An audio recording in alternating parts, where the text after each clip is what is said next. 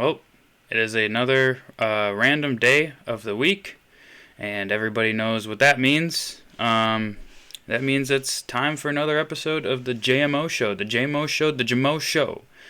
I've decided that as an homage to my wife, I will be referring to the show as any of those three or more pronunciations of the Just My Opinion show here on YouTube with your host, myself, Andrew Smith. Just a little bit of behind the scenes stuff. Actually, it's right in front of your screen. It's going to be right now. I need your guys' help. Which of my Red Wings hats do I wear for this illustrious first game of the NHL 2022-2023 season hat do I wear? Do I wear this one of my dad's old hats, this one that's got some signatures on it, or this one which is 100,000% the oldest and dirtiest Red Wings hat that I have? I also couldn't decide if I wanted to shake it up a little bit and do like a do-rag with, or like a hair wrap thing with one of, I grabbed the wrong thing. I grabbed my very first original jersey, from when I was obviously a little smaller. That's hilarious that I grabbed that. I didn't even mean to grab that. What I meant to grab was, come on. Oh. I didn't mean to grab this either. I should hang this up.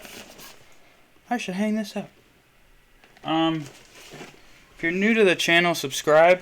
If you're not new to the channel and you're wondering, Andrew, you're usually so unbiased in your, 7-8 videos so far on this channel. You're usually so unbiased towards the Red Wings. And I would usually say, yeah, probably, yeah. But today, we're celebrating the excellence that is the first game of each team's regular season of the 2022-2023 season. And as you're going to find out at some point during this episode, the Red Wings not only won their first game, but they also got a shutout in their first game with their brand new goalie, Huso. And yeah, I'm pretty pumped about it. Actually, one thing I will say is we are actually recording this at exactly 2 p.m. on the 17th, Monday the 17th of October. So I was going to post it yesterday on Sunday because there were no games, but I didn't have time to do that. So we're doing it today before any of the next games happen. The one disclosure being, obviously, other teams have played more than one game. So if I go into a little bit more detail on a team than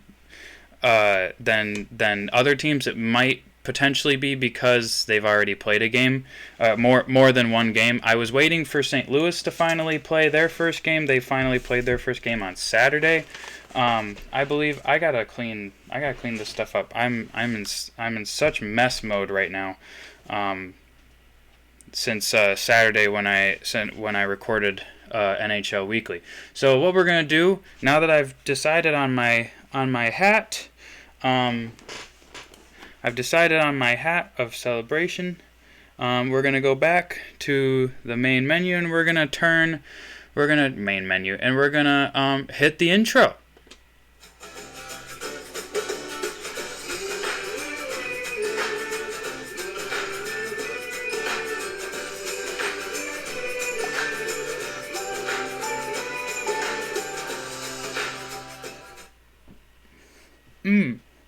Now, one caveat I will say is that the Red Wings did not have the biggest point swing in their first game. That would actually go to the Penguins, who beat They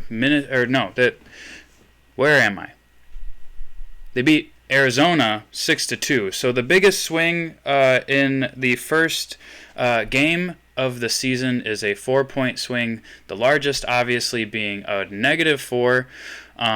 Minnesota actually lost their first game 7-3 against the New York Rangers. So This is not simply just going to be me listing off every game we're going to go into a couple different things. We're going to talk about their game one, if they won or lost. Obviously, there was only one overtime loss in all of the 32 teams' first game. Let's see. 1, 2, 3, 4, 5, 6, 7, 8, 9, 10, 11, 12, 13 games were won first game team playing against another first game team. So 26 teams played each other for their first games collectively, and then 6 teams, that being St. Louis, Winnipeg, Detroit, Dallas, Calgary, and Minnesota, all played a team playing in their second or more game. So with that being said, let's go through it. Nashville and San Jose kicked off the season on Friday, October 7th, with a 4-1 Nashville win over San Jose. Over in Europe that way. Well, I mean, you're all sitting the opposite way, so technically it's that way. North is facing that way. Tuesday, October 11th, we kicked off the season with New York Rangers beating Tampa Bay 3-1 and Vegas beating LA 4-3. And then the 12th and 13th had a bunch of games, and then Friday, October 14th, Detroit and Winnipeg each played and won their first games, and then on Saturday we had the very last first game of the season tally for St. Louis. The Blues won 5-2 over the Columbus Blue Jackets. Going through, Seattle Kraken lost in overtime to Anaheim 5-4. That was the only overtime game recorded in the first games. Stats. We had. Let's see. Based on the numbers that I calculated from the first game, and I do want to flash this up if I can. This is not something that I planned.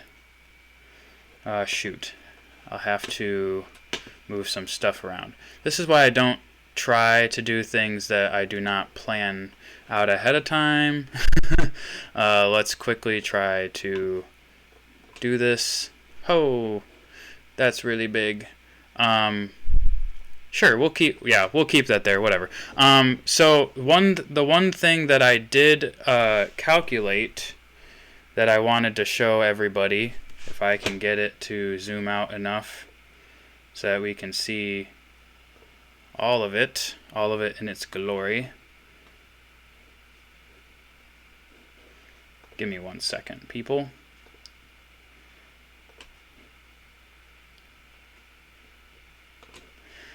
Okay, that works. I wanted to show you guys what I was able to calculate, and I'm going to use my cursor this time. Usually I hide it. As you can see, this is all the goals, assists, and points for the first game if you recorded more than 1 point. So multiple goals, multiple assists. In some cases, William Karlsson and Velarde, the top two, after Zibanejad there for LA and Vegas, you'll see that they each scored 1 and 1. Highlighted on here is anybody that scored more than 2 points, obviously assists more than 2, and goals more than 2. And then down here, over here, it gives the number of players per team. And then these teams down here, these lovely 10 teams, none of the players in their on their squad scored more than 1 goal point. More than 1 point. Bleh. So, if we look at this, Philadelphia, who, if I move over here, Philadelphia Flyers won their first game by 3 points, 5-2 to the New Jersey Devils. So if you look, we've got New Jersey versus Philly. Jesper with 2 points, and then 7 players from the Philadelphia Flyers scored more than 1 point, or got more than 1 point in the game. Every single one of them doing either 2 goals or 2 assists. I believe we got a couple teams, or no, we got one team, Pittsburgh, with 6, and then 2 teams with 5, both Anaheim and Colorado. Now, the players with more than 2 points, we've got David Pastrnak with 4, Mikko Rantanen with 4, Connor McDavid with 4. Pastrnak and McDavid being the inverse of each other. Connor having the most goals in the first game across all 32 teams with 3. Rantanen with 4 assists. That tallies all of his points. And then David Pastrnak, like I said, being the inverse of Connor McDavid, 1 goal, 3 assists for 4 points. Looking at the other people that scored more than 2 points, we've got Krejci, Necas. We've also got Lehkonen from the Colorado Avalanche, and then we've got Troy Terry, and Ryan Strome for Anaheim, and then we've got Sidney Crosby, 1 goal, 2 assists. As I saw the other today, actually, or yesterday, Sidney Crosby named number 1 star for the first week. Connor McDavid had a hat trick in his first game.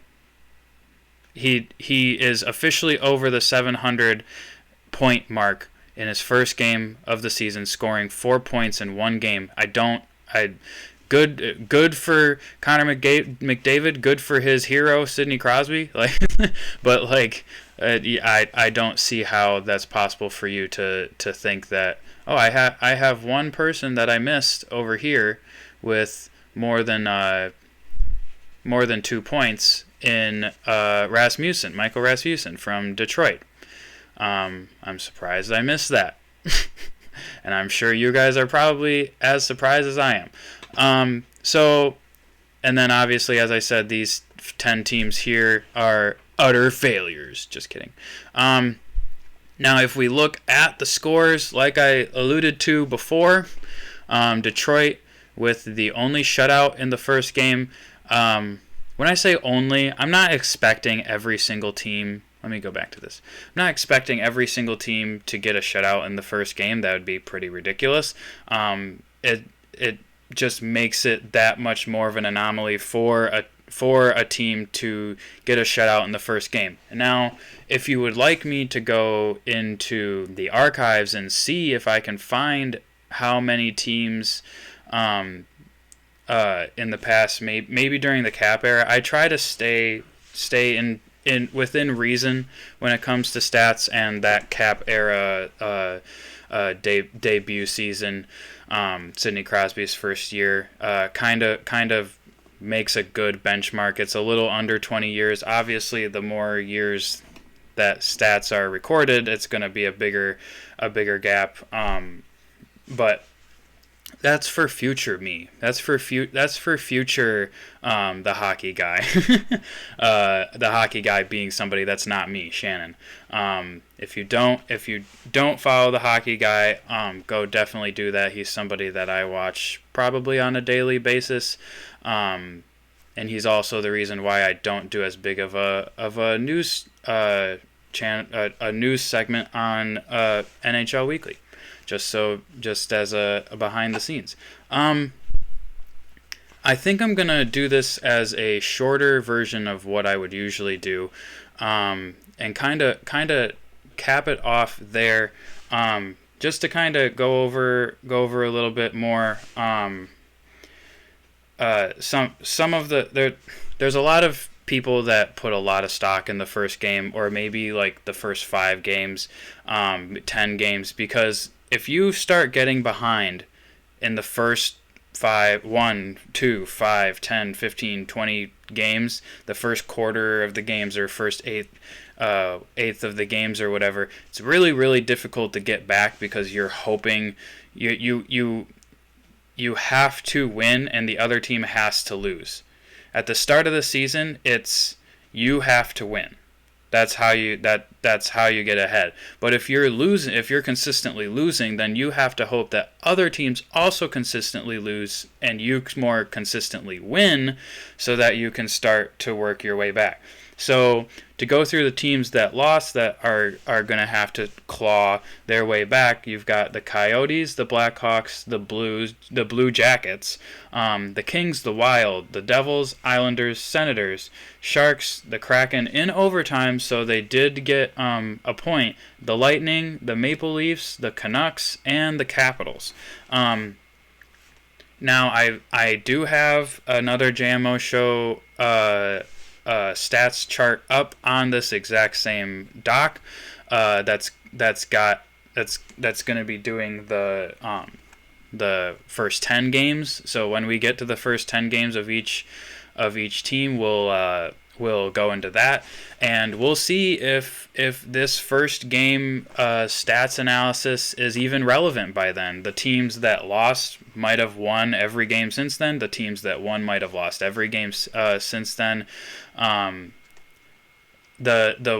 really want to do some foresight and tell you some of the stats from teams that have played games since then, but I feel like that is not in the realm of this episode, in the spirit of this episode. So despite me looking at it right now, like visually looking at what every team has done since their first game, not every team has played more than one game, granted, but I'm going to save that for another video. I really want to do it, but I'm not going to do it. But with that being said, I think we're going to cap it off there. Obviously, I'm going to remind everybody, like, share, subscribe, do everything that you...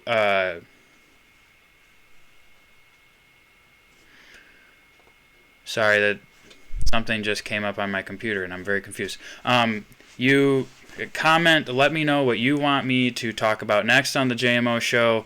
But for now, we're going to get back to... I think I'm going to start playing the music at the end of the video, because this music that I found I am really growing to love. That's why I cut back to myself dancing at the beginning of the video, not because Detroit Red Wings won their first game in a shutout with Husso and Rasmussen scoring 3 points, but on top of that, because the music is great. So for now, I'm going to stop gloating.